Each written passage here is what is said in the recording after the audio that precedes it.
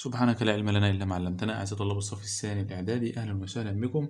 هنحل محافظة القاهرة على الجبر للصف الثاني الإعدادي، إدارة المرج التعليمية 2022، وإحنا السنة دي في سنة 2023، ودي امتحانات السنة اللي فاتت، وأكيد بنسبة 90% هيجي منها أسئلة كتير جدا في الامتحان السنة دي، فخلوا بالكم معايا لأن الأسئلة ديت مهمة جدا جدا جدا. تعالوا بينا نبدأ أول سؤال. السؤال الأول بيقول لي مكعب حجمه 125 سنتيمتر مكعب، فأوجد مساحة أحد أوجهه. طيب هتتحل ازاي المسألة ديت؟ هقول لك أنا يا سيدي في طريقة بتقول لك اللي هو يديهولك ابدأ بيه. هو مديني إيه؟ الحجم، فأنا هبدأ بالحجم. الحجم بيساوي 125. طيب قانون الحجم بيساوي إيه؟ لام تكعيب، يبقى أنا هكتب هنا لام تكعيب بيساوي 105. عايز أخلص من التكعيب ديت، فهتعمل جذر تكعيبي هنا، وهنا جذر إيه؟ الجذر التكعيبي هيروح مع التكعيب، هيتفضل لك هنا الإيه؟ اللام، ودي هعملها بالآلة الحاسبة. جذر تكعيبي للمية خمسة وعشرين، شفت جذر تكعيبي للمية خمسة وعشرين طلع لي 5. معنى كده إن اللام عندي بكام؟ ب5. كده أقدر أجيب مساحة الوجه، لكن من غير طول الحرف ما أقدرش أجيب مساحة الإيه؟ تعالوا بينا نجيب مساحة الوجه. مساحة الوجه للمكعب اللي هي مساحة المربع. مساحة المربع عبارة عن طول الضلع في نفسه، يعني لام في لام، يعني لام تربيع. لام تربيع بيساوي 5 تربيع، يعني 5 في 5 بيساوي 25، يبقى 5 سنتيمتر مربع. يبقى الإجابة 25 سنتيمتر مربع. تعالوا بينا نبدأ نحل السؤال التاني. بيقول لي أوجد الميل. طبعا احنا عارفين إن الميل بيساوي صاد 2 ناقص صاد 1 على س 2 ناقص س 1، فأنا هعمل ناقص وناقص وهبدأ أحل. هبدأ بآخر حاجة عندي اللي هي الأربعة، قبلها كام الأربعة؟ قبلها التمانية، والسالب 1 قبله كام؟ التلاتة، وأبدأ أحلها بالآلة الحاسبة أو أحلها بدماغي كده عادي. 4 ناقص 8 سالب 4، وسالب 1 وسالب 3 سالب 4، سالب 4 على 4 على سالب 4 بيساوي كام؟ 1. يبقى الإجابة يبقى الميل عندي ب1. تعالوا نشوف السؤال التالت. بيقول لي جذر 4 ناقص الجذر التكعيبي للسالب 8. طيب ممكن تحلها بالآلة الحاسبة عادي برضو للناس اللي هي إيه مستعجلة، ولكن أنت مش مستعجل فأنت ممكن تحلها من غير آلة حاسبة. جذر 4 اللي هو ب2 وناقص جذر التكعيبي للسالب 8 سالب 2، سالب في سالب بموجب، يعني 2 زائد 2 بيساوي كام؟ 4. يبقى الإجابة 4. طيب أما بالنسبة للمسألة ديت فلها حلين، هناخد منهم حل بسيط مثلا كده. هو بيقول لي السين أقل من جذر 39 أقل من س زائد 1، وهو عايز يعرف السين بكام. تمام، فأنا هجيب التسعة جذر 39 دهوت وأحوله لرقم 10. أدي جذر 9 طلع 6 وأرقام، 6 وأرقام 10، 6 وأرقام إيه؟ 20. يبقى هو كده محصور بين الستة والسبعة. يبقى السين عندي هنا بكام؟ ب6، عشان 6 زائد 1 7، يبقى السين الواحدة ب6. يبقى السين بإيه؟ ب6. في طريقة تانية بس أنا إيه خدنا الطريقة الأسهل. يبقى عندك السين ب6.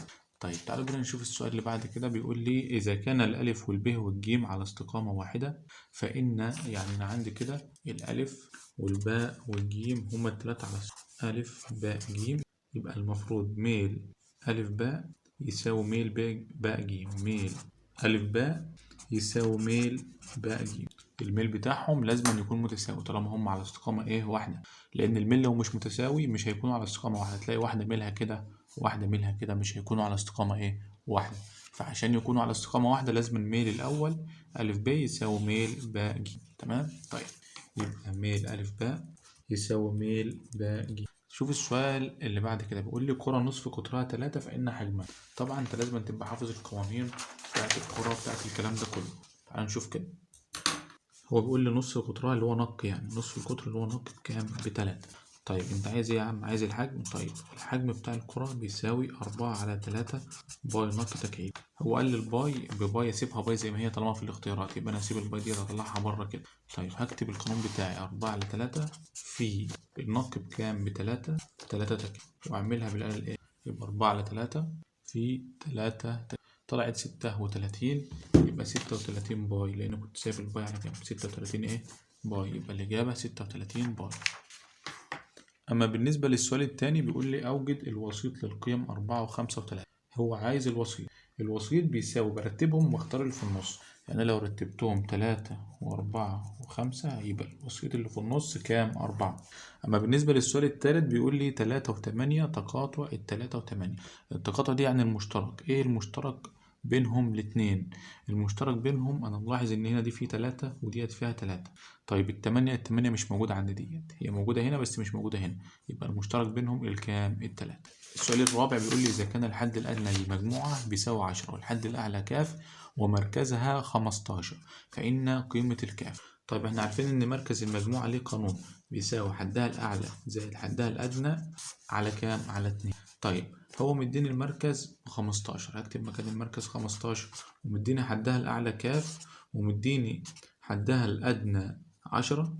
تمام، وأدي الاتنين. طيب يبقى أنا كده الأمور عندي تمام. هضطر هعمل إيه بقى؟ هعمل مقص على واحد ديت وأعمل لها إيه؟ مقص. الواحد في كاف زائد 10 بكاف زائد إيه؟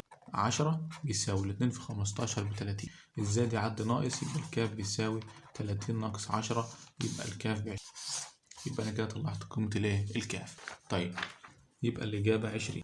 طيب بالنسبة للسؤال الخامس بيقول لي إذا كان الزوج 2 و3 يحقق العلاقة دهيت فإن قيمة الكاف. طيب أنا كل الحكاية إن أنا هعوض مكان السين والصاد بالاتنين والتلاتة، لأن الاتنين والتلاتة دولت عبارة عن سين وصاد، ده سين وده صاد. يبقى أنا هعوض الاتنين سين زائد صاد بيساوي كاف، هعوض مكان السين والصاد بالاتنين والإيه والتلاتة.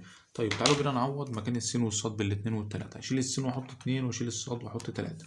لما تلاقيش هنا زائد ولا ناقص حط علامة فيه ضرب. الاتنين في 2 ب4 زائد 3 بيساوي كاف.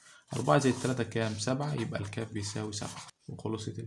تعالوا بينا نشوفوا إذا كان المنوال للقيم 3 و7 وألف زائد 4 و5 هو 7 فإن الألف. المنوال هو القيمة الأكثر تكرارا، فأنا المفروض الألف زائد 4 دهيت هي كمان تطلع لي ب7. المفروض ألف زائد 4 تطلع لي ب7 علشان أكتر من السبعات، عشان يبقى فعلا السبعة هي المنوال. فأنا علشان أخلي الألف زائد 4 بيساوي 7 المفروض الألف دي تبقى بكام؟ المفروض تبقى ب3، علشان يبقى 3 زائد 4 يدينا كام؟ 7، يبقى الألف ب3. طيب السؤال الثالث بيقول لي إذا كانت السين بيساوي -1 و3 والصاد كذا فعايز الاتحاد والتقاطع والفرق. تعالوا بينا نفهمهم واحدة واحدة. هنا عندي السين بيساوي -1 و3، هنرسم خطين، واحد للسين وواحد للإيه؟ للصاد. هنرقمهم كمان يعني هنا 0 1 4 5 6 7 ما لا نهاية، -1 سالب ما لا نهاية. هو بيقول لي السين من كام لكام؟ أنا هخلي السين باللون الأزرق. قال لي السين من -1 ل3. هاجي هنا من -1 وأعمل دايرة، ولكن -1 مغلقة فأنا هلونها كده لحد ال3. 3 مفتوحة فهسيبها مفتوحة، أوصل ما بينهم وأظلل كده كده اللي بينهم ده لازم إيه؟ يتظلل. طيب أما بالنسبة للصاد فأنا هخليها باللون الأحمر. 1 و5 يعني من عند الواحد لحد الخمسة. الواحد مغلق فهلونه، والخمسة ما هيش مغلقة فهسيبها مفتوحة، وهوصل اللي ما بينهم وهبدأ أظلل اللي ما بينهم.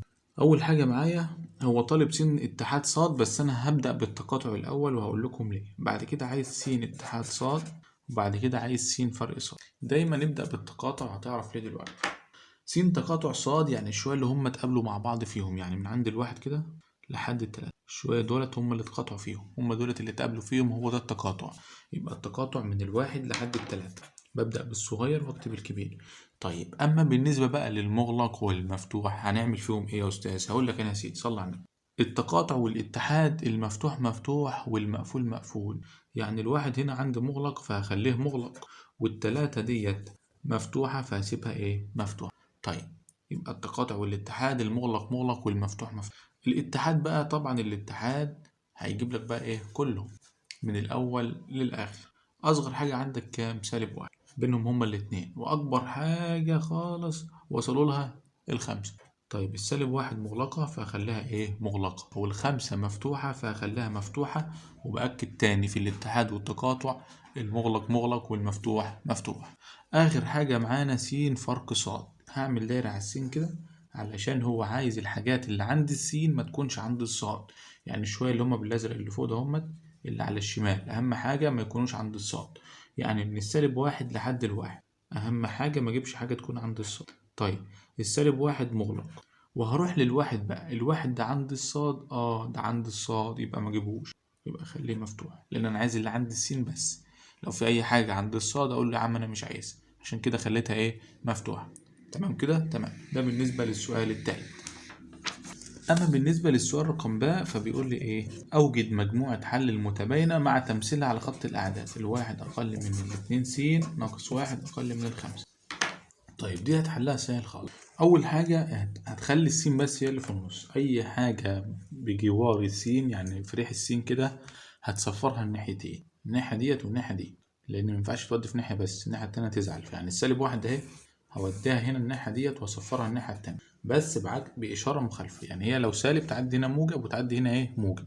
يعني واحد وواحد كام هتبقى هنا الناحية ديت اتنين، عندي في النص فاضل الاتنين س، وهتروح الناحية ديت خمسة وواحد كام ستة. يعني الواحد دوت سالب واحد دوت جت هنا واحد بقت واحد واحد اتنين، وجت هنا واحد بقت خمسة وواحد ستة.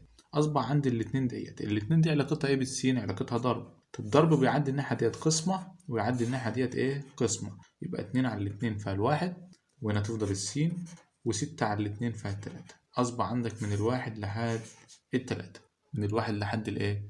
طيب أنا ممكن أعملها على فترة، يبقى أنا عندي الواحد أهوت والتلاتة والاتنين مغلقين ديت على شكل إيه؟ على شكل فترة. لو أنا عايز أمثلها على خط الأعداد همثلها إزاي بقى على خط الأعداد؟ أقول لك يا سيدي، هترسم خط الأعداد بتاعك علينا صفر واحد اتنين أربعة ما لا إيه نهاية، وإن سالب واحد سالب اتنين سالب تلاتة سالب أربعة سالب ما لا نهاية. الواحد أهوت وأدي التلاتة أهو، الواحد مغلق والتلاتة مغلق، وأوصلهم الاتنين وألون اللي بينهم كمان أهو. تمام، يبقى أنا كده مثلتها كمان على خط الإيه؟ على خط الأعداد. طيب تعالوا بينا نشوف السؤال اللي بعد كده. من أهم الأسئلة ولازم يجيلك في الامتحان السؤال دهوت، بيقول لك اكتبه كده. طيب هو ده السؤال الرابع رقم ألف، بيقول لك إذا كانت الألف ب3 زائد جذر 5 والب ب4 على 3 زائد جذر 5 اثبت إن هما مترافقين. أول حاجة بيطلبها منك وبتيجي كل امتحان. طيب عشان أثبت إن هما مترافقين هتروح للبايظ فيهم، هتلاقي عندك واحد سليم أهو وواحد بايظ، شايف البايظ ده أهو؟ هناخد البايظ ده ونصلحوه. أقول له تعالى على جنب يا عم البايظ أنت. إزاي بقى بيتصلح؟ بتضربه في المرافق، تعمل شرطة كسر وتضرب في المرافق فوق وتحت. حلو كده؟ حلو. طيب تعمل شرطة كسر وتضرب اللي فوق في اللي فوق واللي تحت في اللي ايه في اللي تحت. عندي شوية آثار كده هقول لك عليها لازم تخلي بالك منها وتعملها. أول سر إن الأربعة دهيت ما تضربهاش في دول، خليها جنبهم كده، وهقول لك ليه دلوقتي. يبقى أنا خليت الأربعة جنبهم كده. طيب لو لاحظت تحت دولت هتلاقي إن دولت عددين مترافقين، يا إما تضربهم على الآلة الحاسبة يا إما تكون عارف إن حاصل ضربهم الأول تربيع ناقص التاني تربيع. 3 تربيع ب9، 9 ناقص جذر 5 تربيع ب5، يعني 9 ناقص 5 4. عشان الأربعة هتروح مع الإيه؟ مع الأربعة، فالناتج بتاعك هيكون بتاع الباقي الجديدة هيكون 3 ناقص جذر إيه؟ ولو لاحظت هتلاقي إن الألف 3 زائد جذر 5. يبقى أنت كده أصبح عندك العددين دولت مترافقين لأن هما نفس الأرقام، وواحد موجب وواحد سالب، يبقى الاتنين دولت مترافقين. يبقى أنا حليت المطلوب الإيه؟ الأول. أما بالنسبة بقى للمطلوب التاني فسهل خالص. المطلوب التاني عايز مننا إيه؟ عايزني أوجد ألف زائد ب تربيع، فأنا هعمل كسر كبير كده وهحط عندي الألف وهجمع عليها زائد، لأنه بيقول لي اجمع الألف زائد الب زائد الباء، وهعمل لهم إيه؟ تربيع كده. لو تيجي تلاحظ إن أنا هنا هجمع عددين مترافقين لهم قانون لجمعهم، بضرب اتنين في الحد الإيه؟ الأول. طيب لو انت عملتها على الآلة الحاسبة اعملهم لوحدهم بس كده عشان تعمل الخطوات بتاعتك. هتطلع اتنين في الحد الأول يعني اتنين في تلاتة بستة، هتطلع كام؟ ستة. يعني ستة تربيع، يعني دي شايف دي كلها على بعضها كده هتطلع اتنين في تلاتة بستة، ستة تربيع بستة وإيه وتلاتين، وتكون كده خلصت المسألة بتاعتك. السؤال اللي بعد كده بيقول لي اختصر لأبسط صورة. اختصر ومديني المسألة بتاعتي جذر 12 زائد تلت جذر 27 ناقص 6 جذر التلت. هقول لك على سر محدش يعرفه هيسهل عليك المسألة دي خالص. لو هو جذر تربيعي ماشي، هتاخد كل واحد لوحده بالآلة الحاسبة، بالآلة مش ما تحلهاش كلها بالآلة الحاسبة لأنه هو عايز اختصار. هتكتب جذر 12 تضغط يساوي، طلع لك 2 جذر 3، هتكتب 2 جذر 3، بعد كده ايه زائد، هتكتب دي كلها تلت جذر 27 طلعت لك جذر 3 ناقص 6 جذر تلت، 6 جذر تلت، 2 جذر 3، تكتب 2 جذر 3. ايه رأيك كده؟ كلك بقوا جذر 3. خلاص 2 جذر 3 وجذر 3 يبقوا 3 جذر 3 عاملة زي 2 جنيه وجنيه 3 جنيه. 3 جذر 3 ناقص 2 جذر 3 بيساوي 1 جذر 3، يعني جذر ايه 3. وكمان كان ممكن تعمل الشوية دوت بالآلة الايه الآلة الحاسبة وهيطلع لك جذر 3، وهيفتكروك كمان في الامتحان انك حللها من غير آلة حاسبة وعامل لها اختصار مظبوط 100 في الايه في المية. عرفت السر ده؟ طيب نشوف السؤال اللي بعد كده اللي هو دي رقم باء. نشوف السؤال الخامس رقم ألف. بيقول لنا ايه السؤال الخامس رقم ألف ده؟ بيقول لنا أوجد 3 أزواج تحقق العلاقة، ومديني العلاقة ص بيساوي 2 س زائد 1. حلو خالص. هتختار أي 3 أرقام من دماغك وتحطهم مكان السين. بص الحركة ديت، هتختار أي 3 أرقام للسين، هتكتب س بيساوي س بيساوي س بيساوي، تختار أي 3 أرقام أنت عايزها، وليكن 0 1 2. اختار أرقام صغيرة، أنا أتعب نفسي ليه؟ أرقام صغيرة خالص. طيب هتحط مكان السين 0، الاتنين في 0 بصفر، 0 زائد 1 1، يبقى الصاد طلعت لك بكام؟ ب1. بعد كده تحط مكان السين 1، الاتنين في 1 ب2، 2 و1 3، الصاد طلعت ب3. تحط مكان السين 2، الاتنين في 2 ب4، 4 و1 كام؟ 5. يبقى انت كده عندك 0 و1، وعندك 1 و3، وعندك 2 و5. ادي الازواج بتاعتك. عايز تكتبها له بشكل منظم، بتكتب الازواج يساوي 0 و1، 1 و3 و2 وايه. تمام كده. ده بالنسبة للسؤال الخامس ألف. تعالوا بينا آخر سؤال عندنا في المحافظة ديت، اللي هو مديلك جدول أهو المجموعات والتكرار، ويقول لك أوجد الوسط الحسابي. أهم حاجة تخلي بالك، هو طالب منك عايز الوسط الحسابي، الوسط. طيب صلي على النبي. هتعمل جدول كبير زي ده كده، مكون من كام عمود؟ مكون من 4 عواميد. جدول مكون من 4 عواميد، 1 3 1 2 3 4. خلي الاتنين اللي في الجنب كبار شوية، الاتنين اللي في النص صغيرين شوية. هنا هتكتب فيها المجموعات، وهنا ميم، وهنا كاف، وهنا ميم في كاف. المجموعات هتنقلهم زي ما هم، عندك المجموعات والتكرار هتنقلهم زي ما هم. ادي 5 15 هنقلهم اهو. 20 إلى الشرط ديت يعني إلى، ما هيش ناقص ولا سالب. 35 إلى 45 إلى، وتعمل خط كده هتخليه تحت المجموع بتاعهم. طيب الكاف برضو هي ديت، الميم دي هتسيبها فاضية دلوقتي وهتروح للكاف. الكاف اللي هي الكاف ودي المجموعة، هتسيب الميم دي فاضية دلوقتي. تكرار الكاف عندي 4 اهي، 5 6 3 2. هجمعهم 5 و4 9 و6 15 و3 18 و2 يبقى 20. يبقى مجموعهم كام؟ 20. طيب ازاي بقى اجيب الميم؟ الميم دي اللي هي مركز المجموعة، اللي هو بدايتها زائد نهايتها على 2. 5 زائد 15 20، 20 على 2 يدينا كام؟ هاخد بقى اللي بعدها دي واللي وراها، 15 و25 40 على 2 يدينا كام؟ يدينا 20. يبقى 10 20. ما تكملش بقى، طالما هو كل مرة بيزود 10 يبقى 10 20 30 40 50. حلو كده، أنا طلعت الميم. كده أنا عرفت المجموعات بتيجي منين، بنقلها زي ما هي من الجدول، والكاف بنقلها من الجدول، والميم بجمع الأولى واللي بعدها ومجموعهم وأقسمهم على 2. أجمع 5 و15 طلعت لي 20، أقوم أقسمهم على 2 طلعت 10، وأروح للي بعدها 15 و25 40 على 2 طلعت لي 20. لقيته بيزود كل مرة 10، أزود كل مرة 10 أنا كمان. خلاص تمام. ميم في كاف بقى، بتضرب الميم في الكاف، تضرب الميم في الكاف على 4 في 10 ب40، 30 في 60 ب180، 3 في 4 ب120، 0 2 في 5 ب10 ب100. هجمع دول كلهم، هجمع الميم في في الكاف كلهم، هجمعهم طبعا على الآلة الحاسبة، طلعت لي كام؟ 540.